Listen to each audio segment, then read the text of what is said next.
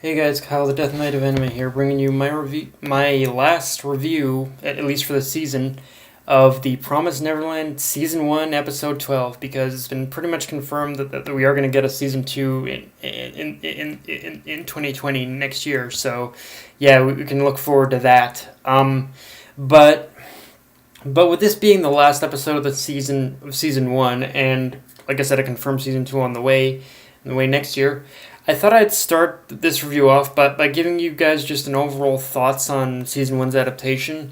And I'll start by saying it really turned out a lot better than I ever thought it would. However, in broader strokes, and as the series moved on, I did start to see a lot more of the cracks and a lot more of the issues. Some I've mentioned before, some not. One issue I did realize that definitely got a lot worse pretty much throughout the season, and I hope they fix this in season 2. Is that every time they focused on the interior on the interior background of Gracefield, the background work that definitely stood out as more and more awkward looking. In fact, I'm surprised I never really even noticed, just definitely considering a good chunk of the interior background work was basically CG. Like, it was that I don't think they used it all the time, but when they pretty much when they ended up using it, it was very awkward to look at, if I'm being honest. So yeah, that's kind of one thing I'm already hoping that they pretty much fix in season 2 is the background work. And to be fair, I think majority of the time I don't think we're going to be spending a whole.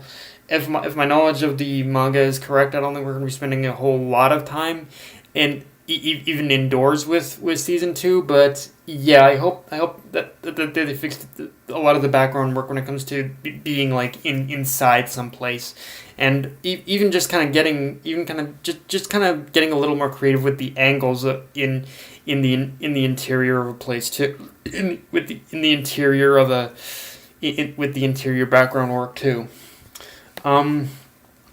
But it wasn't other stuff you've heard me talk about, like how a lot of cool imagery wasn't even used, or how it cut out a lot of the characters in our monologues. And the thing about these aspects, and the thing. And I don't think I've really talked about it too much in detail. Like I've talked about these things, but I haven't really talked about what makes these kind of important.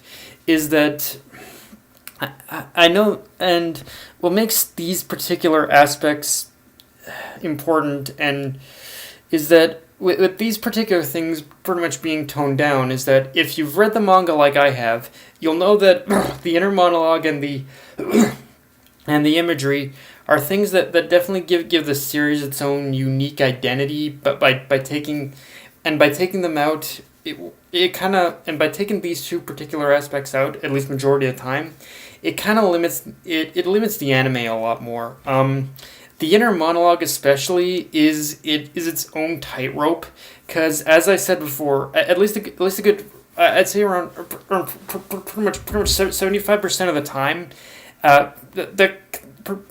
with the whole cutting the inner monologue out works, and your mind can fill in the blanks of what the characters are thinking.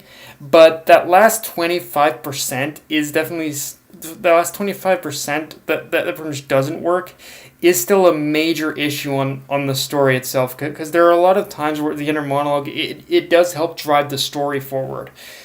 And it isn't just used in order to know what exactly our characters are thinking. So overall, I can say that with this first season overall, I can say it was better than I ever expected. But if you guys want a more detailed look into this first arc, then I do recommend reading the manga. And like I said, I hope that Cloverworks does plan to fix a lot of these issues next season. Again, as a whole, I'd say that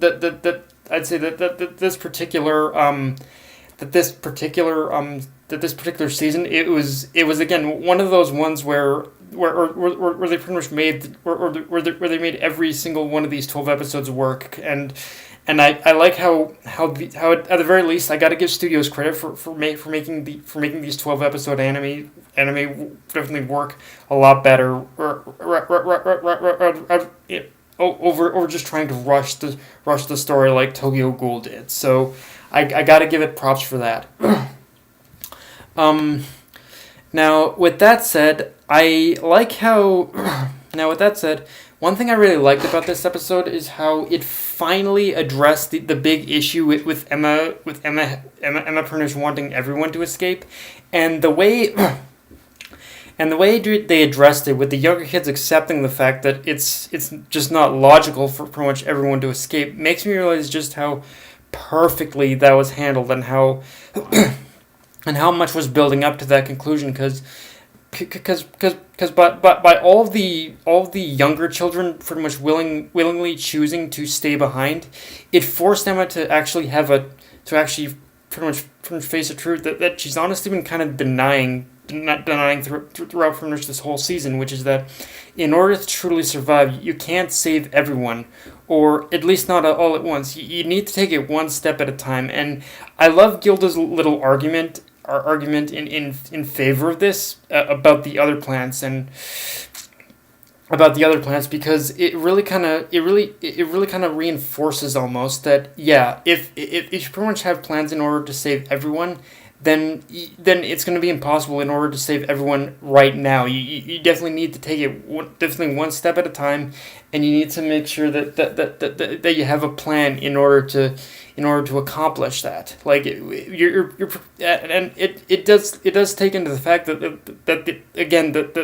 the main characters are children. They're not adults. They're not adults, and they're basically children who are going up against adults to a degree, and who are going to be going up against adults to a degree, because obviously they're adults who are working with the demons and the demons themselves. Like, if you really want to change the world and if you want to be in a realistic situation where kids have to change the world, then you pretty much have to treat them.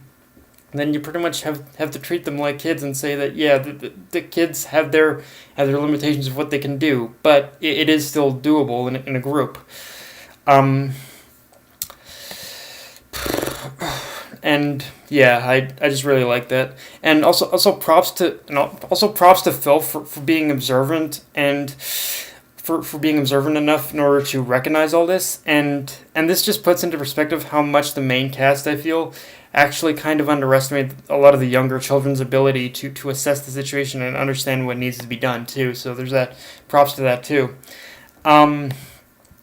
And yeah, this was definitely an episode where things just kept being thrown at us, and the amount of preparation that we see was put into the escape past the cliff was incredible, especially considering that the method by which it was done was really just a makeshift zip line. And I'm really starting to remember just how much I love the early part of the series where they would use these common household objects in their plans.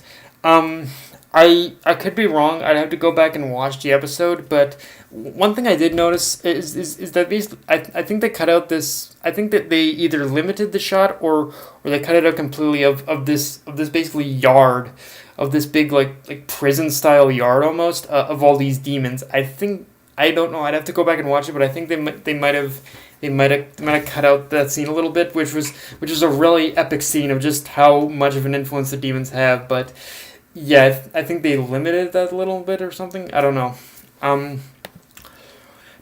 Now we also get flashbacks to pretty much the past of Isabella in this episode, and the one thing I think we can take away from pretty much Isabella's past in this chapter or in this episode is just how similar that for a time that Isabella actually was to Emma. Like Isabella in her childhood was bright, cheerful, full of life. But in the end, where she pretty much ended up diverging and going down a different path than Emma, is what happened after what happened after both of them learned the truth about the demons and how the farms, and how they came to different conclusions of what it means to live in this world and protect the things that they care about. On that note, we get the big reveal that Isabella and Ray are actually mother and son, which honestly isn't that big of a surprise if you paid attention to pretty much how the two of them have interacted up to this point.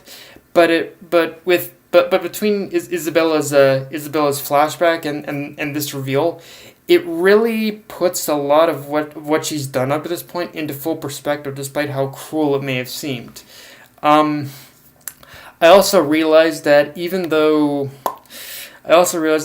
if we didn't, I also realized with this that as a manga reader, like the one thing I've kind of I've wanted as a manga reader for a while is a lot more focus on Isabella, but with this particular episode, it made me realize that even if we didn't get more Isabella beyond this point, we probably don't even need any more of her anyway, because with this episode, it kind of brings absolute closure to pretty much her character. So I don't think that there's really any more to develop unless Isabella is gonna play like some kind of part in the climax or something like that. So yeah, as much as I would like to see Isabella again, I'm not sure if we're gonna see it. Like I think they've pretty much done all they need to do with that particular character, I think. But beyond that, guys, yeah, I really don't got much more to say. Like I said, this is pretty much the last episode, and I gotta say, one thing I will say, with this I gotta say, even for like basically a 12 episode anime, that as we've been going along, from week to week with this series, it's really seemed a lot faster than basically any other like 12 or 13 episode anime. Like it seems to me like this particular season like this particular anime, it just zipped by with pretty much without even realizing how fast it was going. Like it went a lot for me. It went a lot faster from week to week, a lot faster than Mob Psycho or any other 12 episode anime that's pretty much airing, 12 to 13 episode anime that's airing right now. Like I don't know, maybe it was just the way they paced it or something, but yeah, just these episodes in general have just the series, this first season and the episodes in general were just. It just flew by. I wasn't really even prepared to really say, oh yeah, this is the last episode. Like it really kind of surprised me. But yeah, guys, with that being the case, but yeah, guys, anyway, like I said, guys, if you enjoyed the video, this is my last episode of The Promised Neverland for the video. For the year. If you enjoyed the video, like, comment, subscribe. Follow me on Twitter, Facebook, and Crunchyroll. Death Knight of Anime, signing off. Later, guys.